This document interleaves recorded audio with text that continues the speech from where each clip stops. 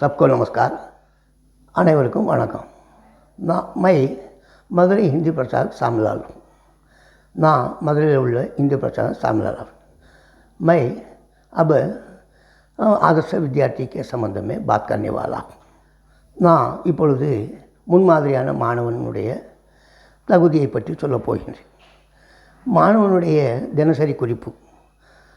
आदर्श विद्यार्थी की दिनचर्या ब्रह्मचर्य व्रत के साथ निम्न प्रकार से विद्यार्जन करना है. नंबर 1, कव्वे की तरह காகத்தினை போன்று. காகம் என்ன செய்கிறது? ஊப்பர் சே, அதாவது தன்னுடைய அந்த கூர்மையான பார்வையின் வாயிலாக மேலே இருந்து கீழே வந்து தன்னுடைய உணவை எடுத்து செல்கிறது.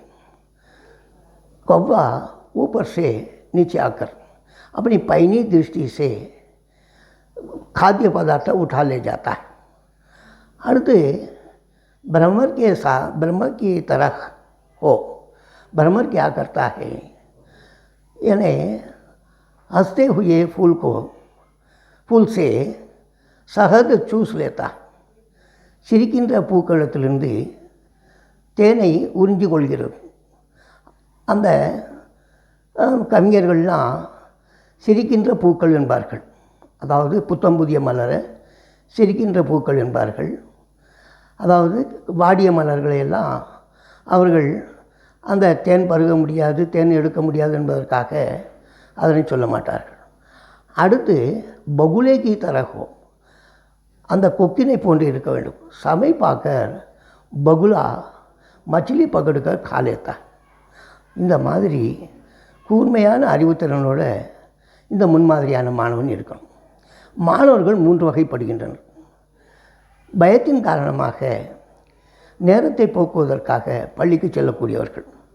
भय के कारण समय काटने के लिए स्कूल जाने वाले.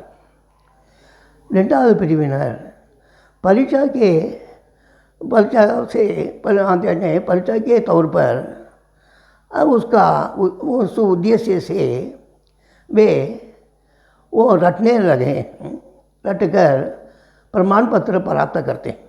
அதாவது இரண்டாவது பிரிவினர் தேர்வு நோக்கத்தோடு அந்த சான்றிதழ் பெறுவதற்காக மனப்பாடம் செய்கின்றனர். மூன்றாவது பிரிவினர் சாவ் சே, அதாவது விருப்பத்துடன் லகன் கே சாத் என வித்யார்ஜன் கர்த்தே. இந்த மாதிரி 3 பிரிவினர் இருக்கின்றனர். இதை தகுதி உள்ள மாணவனுடைய குறிப்புகள் யாதெனில், சிஷ்டாச்சாரி ஹோ. நம்பர் 1, சிஷ்டாச்சாரி ஒழுக்கசீலனாக இருக்கணும். அடக்கம் அமரருள் உயிக்கும். அடங்காமை ஆரியருள் உயித்து விடும். அதாவது அடக்கம்தான் மாணவர்களுடைய குறிக்கோளாக இருக்கணும். இப்போது ஹிந்தியிலையும் காந்தி சொல்லியிருக்கார், தனு கயா தோ குச்சு நஹி கயா. பணம் போனால் ஒன்றும் போனதாக அர்த்தம் இல்லை. சுவாசிய கயா தோ குச்சு கயா. ஆரோக்கியம் கெட்டுவிட்டால் கொஞ்சம் போனதாக அர்த்தம். லேக்கின் மகர் சொல்லலாம், லேக்கின் சொல்லலாம். சரித்திர கயா தோ சபு குச்சு கயா. ஒழுக்கம் கெட்டுவிட்டால் எல்லாம் சென்றதாக அர்த்தம். ஆகவே மாணவர்களுக்கு ஒழுக்கமே பிரதானம். இரண்டாவதாக மாணவர்கள் அந்த விளையாட்டிலே ஈடுபாடு இருக்க வேண்டும். கேள்னேமே லகன் ஹோ. ஏன்னா விளையாட்டு தான் மாணவர்களுக்கு உடல் ஆரோக்கியத்தை கொடுக்கிறது. அந்த தமிழ்நாட்டிலே சிலம்பம், கால்பந்து, கைப்பந்து, சடுகுடு இந்த மாதிரியான விளையாட்டிலெல்லாம் ஈடுபாடு இருக்கணும். அடுத்து படோங்கா ஆதர் கர்னா. அடுத்து சமைப்பர் காணா. நிறைய பேர் நேரத்திற்கு சாப்பிடுவதில்லை. அதாவது விடியும் போது எந்திரிக்க வேண்டியது. ஆனால் அந்த மாதிரி செய்யாமல் மாணவர்கள்லாம் ஒரு 10 நிமிஷம் எடுக்கையில் எழுந்திரிச்சிட்டு ஓடுறதுக்கு தான் பார்க்குறாங்களே ஒழிய காலை உணவு சாப்பிடுவதில்லை. பெரும்பாலான பெண்கள்லாம், அந்த மாணவிகள்லாம் கையில் ஒரு சின்ன டப்பா எடுத்துக்கொண்டு மதிய சாப்பாட்டுக்காக போகின்றார்கள். ஆக உண்மையிலேயே சாப்பாடு அந்த ஒரு உடம்புக்கு என்கிற மாதிரி இல்லாமல் பேரளவுக்கு சாப்பிடுகின்றார்கள். அந்த மாதிரி இருக்கக்கூடாது. அருமையாக சாப்பிடணும். ஏன்னா சமைப்பர் காணா நேரத்துக்கு சாப்பிடணும். ஒரு சிலர் காலையில் உணவை மதிய உணவு இரவு இந்த மாதிரி சாப்பிட்றாங்க. ஒவ்வொரு நேரத்துக்கு சாப்பிடாம கூட இருக்காங்க. அடுத்த இது பரோபகாரி ஹோனம், பிறருக்கு உதவி செய்பவர்களாக இருக்கணும். அடுத்து வாணிமே நம்மர்தா ஹோனம், பேச்சிலே பணிவு இருக்க வேண்டும்.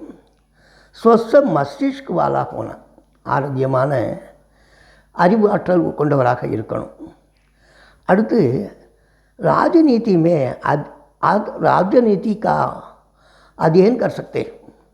அரசியலை அறியலாம், மகர் उसमें भाग नहीं लेना है. ஆனால் அதில் பங்கெடுக்கக்கூடாது. மாணவ சமுதாயக்கு ஆபூஷன் பண்ணலாம், மனித சமுதாயத்திற்கு ஆபரணமாக திகழணும். தைனிக் காரியக்கிரம் நியமித்த போனால் தினசரி வாழ்க்கையானது அந்த விதிமுறைக்கு ஏற்ப இருக்கணும். ஆகையினால் இந்த மாதிரி தனுசே சூட்டா ஹுவா பான், வில்லிலிருந்து கிளம்பிய அம்பும் பீத்தா சமை, கடந்த காலமும் மீண்டும் வரப்போவதில்லை, பின் ஐயாத்தா. அதனால் நன்கு உணர்ந்து செயல்படணும். அந்த மாதிரியாக இருந்தால் அவங்க முன்மாதிரியான மாணவர்களாக திகழலாம். நன்றி, வணக்கம்.